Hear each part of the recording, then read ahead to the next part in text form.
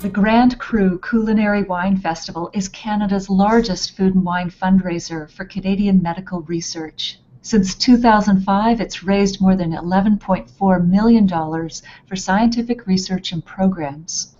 Chef Massimo Capra, who owns one of Toronto's most popular restaurants and has appeared on the Food Network, has been involved with the festival since it began. This year, he'll be cooking for one of the private food and wine dining dinner experiences that's part of the fundraiser, and he joins me today to talk about that. Welcome, Massimo. Well, thank you very much for having me here. Terrific. It's a pleasure. Good. So before we jump right into the festival, let's talk a little bit about you first, Massimo. Okay. Where did your passion for food and wine first begin? Well, it actually not too far from the building I'm standing in is a 150 Bloor Street. There was a restaurant called Prego della Piazza, and that kind of relationship I had with the owner of the restaurant kind of stimulated my appetite for better food and better quality and the wines and everything else that goes with it. I mean, obviously, I started cooking very early in life. I did my culinary training in Italy in cooking school when I was 15 years old. I started cooking school and I went to work in hotels, and I had many years of training in Europe, and then I moved over to this side of the ocean. Total fluke. I mean, don't ask me why, but I happen to enjoy living in Toronto. Huh, that's great. And what is it about food and wine pairing especially? Like, I know you're a chef, a celebrated chef. But what is it about the combination that makes it special for you? Well, let's say that one helps the other really taste fantastic, right? So when you have a great recipe, you need something really good to wash it down with. But it's not just the washing down. I mean, something magical happens when you have the proper flavors in your palate of food and you accompany the right wine to it. You know, I mean, the whole experience becomes whole and complete.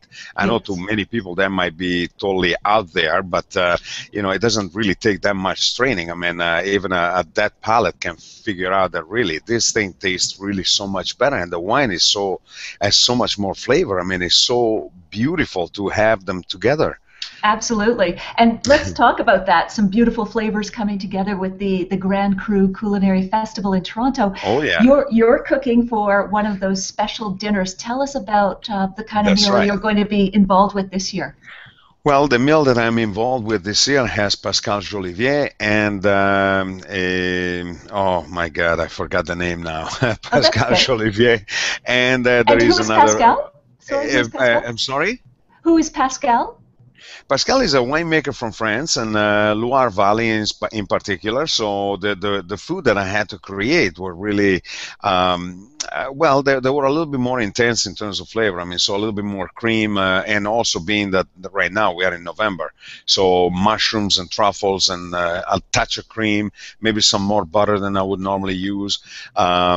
And I created a menu that is the Italian version of something that they would eat in France and in Argentina, because there is an Argentinian wine as well. There's a beautiful Malbec from Ferrer. Anyway, I don't remember the name right now. It just totally went blank. Sorry about that. But the beauty is that I had to play with wines from the Loire Valley and the north of France or middle of France, and play with Malbecs, which are really very different in a sense. But I brought everything together with a beautiful menu that actually pleases the people that are actually throwing the party, which in this case is going to be in a furniture store, in a carpet store, very famous carpet store. Really? You're going to host the dinner inside a carpet store? Yeah, we're going to host the dinner right in a carpet store. We have beautiful tables. It's going to be great. Will it be a red carpet? Yeah, I was wondering if we were going to sit on the carpet and just eat. No, it's not going to happen that way. But it is absolutely wonderful. And it's always a pleasure to do wine dinners like that, because you get to experiment and you get to actually test out new things, right? So how many people will be at the dinner? Like, do they bid to win the opportunity to have this dinner? How does that work? I believe that the dinner are sold in couples or singles, and we accept only 24 to 30. So I believe that I have about 26 people at this dinner, at this particular dinner. Yeah, Okay, so they'll be able to talk with the winemaker and you oh, and the medical research, the that's right. brilliant geniuses. Exactly. At the dinner, there is always medical researchers, there is doctors, there is all the people that actually will receive the money and the funds for Okay. their research and the hospitals and everything else. And the chefs are there, the winemakers are there. They talk about the wine, they explain the combination, they explain why they were chosen that way, Okay. and it's normally well, it's a very great event. I mean, it's almost like being in somebody's house having a casual dinner, Okay, and but there's a with, series of dinners. Yes, yeah, absolutely. that's Like right. there's different chefs that Oh, are yes, there preparing is different different things. chefs paired up with different wineries and different winemakers and different researchers. So Right. everyone Okay. is really together. This is really a great event because it brings together people, it brings together winemakers, chefs, people in general, and it's all for a great cause. As you said, I mean, 11.4 million in 9 years. I mean, that's a lot of money, Right. and And it's all for research.